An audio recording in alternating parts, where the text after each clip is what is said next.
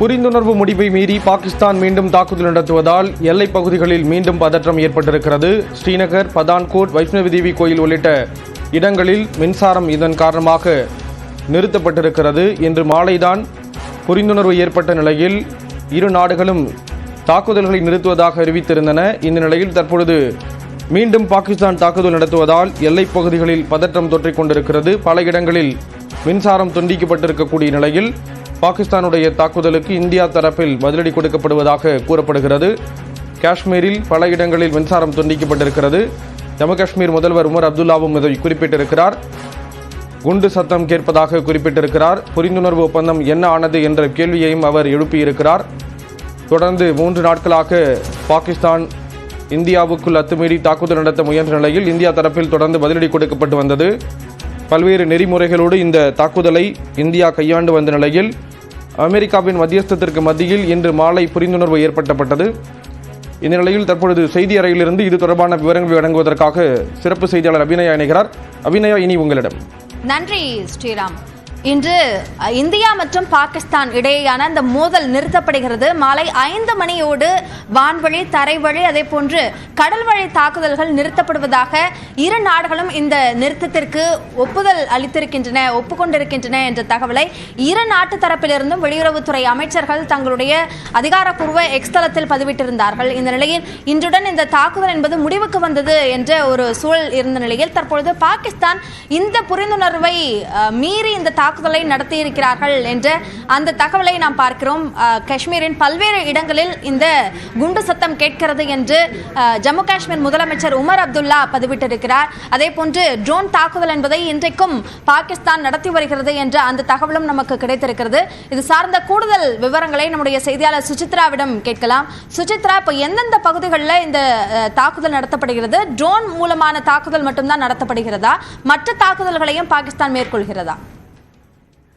அப்படியே எல்லை தாண்டிய தற்பொழுது போர் நிறுத்த ஒப்பந்தத்தை மீறிய எல்லை தாண்டிய தாக்குதலை பாகிஸ்தான் தொடங்கி இருக்கிறது.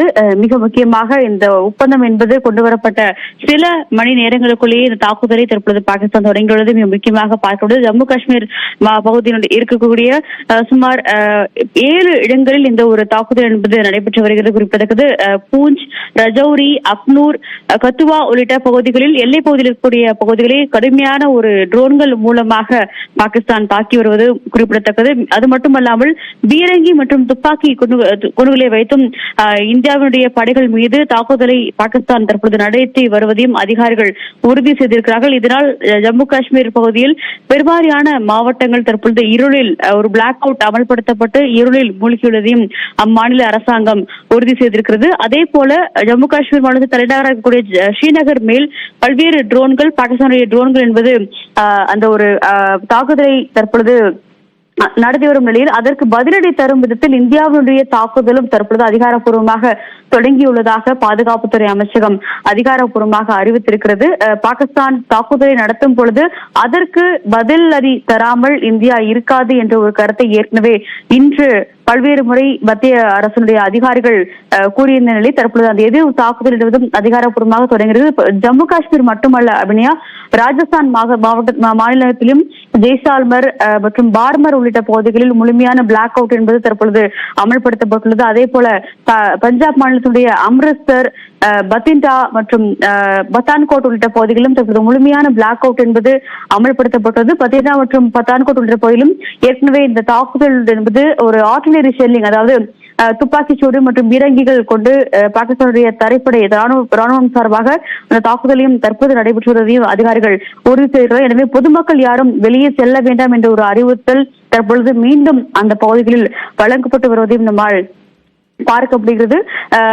அது மட்டுமல்லாமல் பொக்ரான் அருகே சுமார் 8 ட்ரோன்கள், பாகிஸ்தானுடைய ட்ரோன்கள் என்பது தற்பொழுது கண்டறியப்பட்டுள்ளதாகவும் இந்திய படைகள் அதற்கு தகுந்த பதிலடியை தருவதற்கான தயார் நிலையில் இருப்பதாகவும் அதிகாரிகள் தெரிவித்திருக்கிறார்கள். பொக்ரான் பகுதி சுற்றியுள்ள பகுதிகளில் முழுமையான அந்த ஒரு பிளாக் அவுட் என்பதும் மின்சார இணைப்பு துண்டிப்பு என்பதும் அமல்படுத்தப்பட்டுள்ளதாக அதிகாரிகள் தெரிவித்திருக்கிறார்கள். 4 மாநிலங்கள் ஜம்மு காஷ்மீர், பஞ்சாப், அது மட்டும் இல்லாமல் ஹிமாச்சலுடைய ஒரு சில பகுதிகள் உள்ளிட்ட ராஜஸ்தான் ஆகிய மாநிலங்களில் தற்பொழுது பெருவாரியான எல்லைப்புற மாவட்டங்கள் என்பது இருளில் மூழ்கியுள்ளது. காரணம் சில மாவட்டங்கள் சில பகுதிகளில் தாக்குதல் என்பது தொடங்கியிருந்தாலும் மற்ற பகுதிகள் என்பது தாக்குதலிருந்து தப்பிப்பதற்கான ஒரு முன்னெச்சரிக்கை நடவடிக்கையாக அந்த மாவட்ட நிர்வாகம் சார்பாக பிளாக் அவுட் அறிவிக்கப்பட்டு பொதுமக்கள் யாரும் வெளியே செல்ல வேண்டாம் என்ற ஒரு அறிவுறுத்தலும் வழங்கப்பட்டுள்ளது.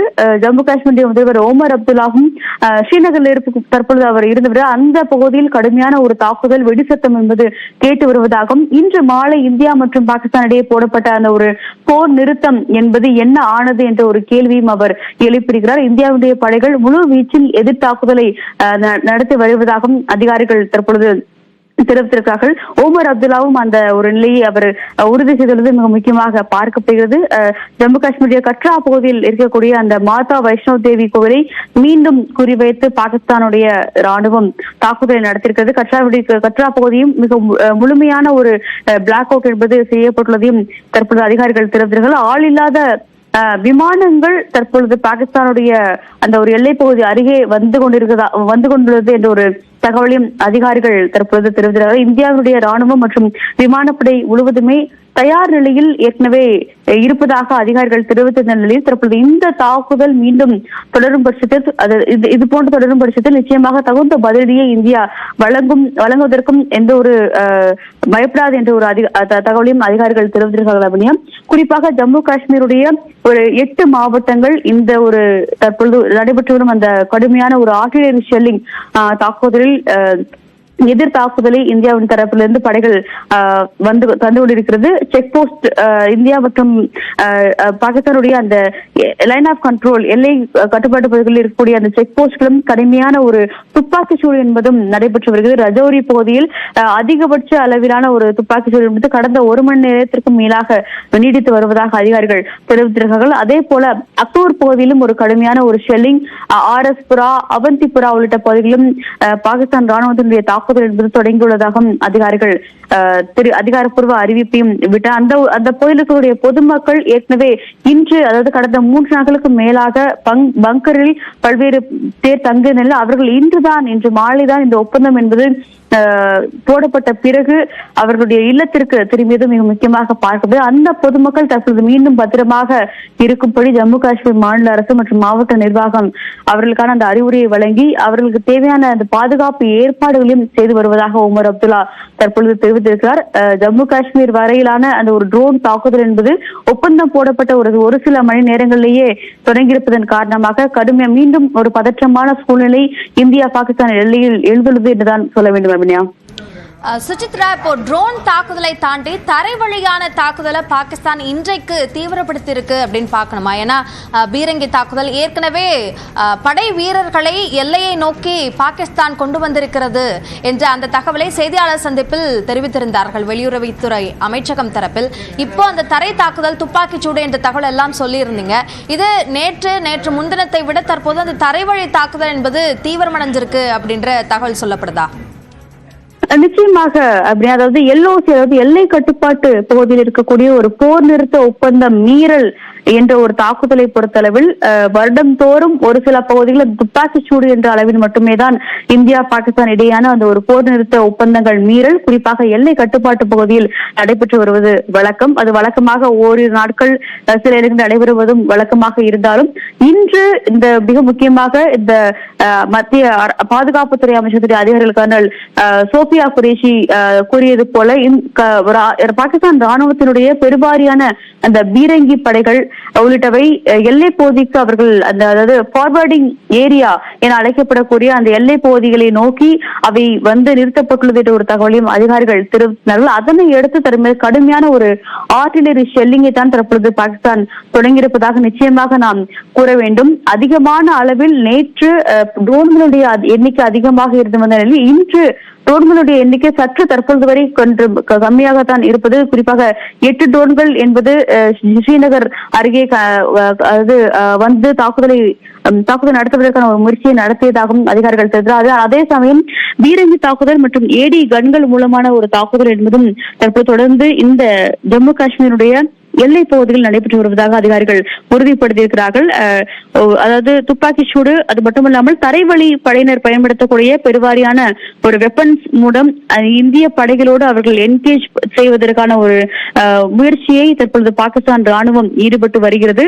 ஆனால் இந்தியாவுடைய பதிலடி தாக்குதல் காரணமாக அவை அனைத்துமே கட்டுக்குள் கொண்டு வந்துள்ளதாக தற்பொழுது மத்திய பாதுகாப்புத்துறை அமைச்சகமானது தெரிவித்துள்ளது மிக முக்கியமாக பார்க்கப்படுகிறது. இன்னும் சற்று நேரத்தில் டெல்லியிலும் ஒரு ஆலோசனை கூட்டம் என்பது பாதுகாப்புத்துறை அமைச்சகம் சார்பாக தற்பொழுது நடைபெற்று வருவதாகவும் அதிகாரிகள் உறுதிப்படுத்தியிருக்கிறார்கள். முப்படைகளுடைய தலைமை தளபதி மற்றும் இந்தியாவுடைய ராணுவ தளபதி ஆகியோர் இந்த தாக்குதல் குறித்தும் விதிகள் மீறப்பட்டது குறித்தும் பல்வேறு ஆலோசனைகளை அவர்கள் நடத்தி வருவதும் மிக முக்கியமாக பார்த்து வருகிறோம். குறிப்பாக இந்த ஒரு சீஸ்ஃபயர் வயலேஷன் என்ற அடிப்படையில் இந்தியா மற்றும் பாகிஸ்தான் இடையேயான ஒரு தாக்குதல் என்பது இருக்காது. பாகிஸ்தானுடன் ஒரு பல்வேறு கட்ட பேச்சுகளுக்கு பிறகு இந்த ஒரு தாக்குதல் தற்போது கைவிடப்பட்டுள்ளதாக அமெரிக்காவும் இன்று அதிகாரப்பூர்வமாக ஒரு கருத்தை வெளியிட்டிருந்த நிலையில் தற்போது அந்த ஒரு ஒப்பந்தம் என்ன ஆனது என்ற ஒரு கேள்வியை தான் பலரும் எழுப்பி வருகிறார்கள். ஒரு சில மணி நேரங்கள், அதாவது மாலை 5 மணி முதல் இந்த ஒரு சீஸ்ஃபயர் வயலேஷன் என்ற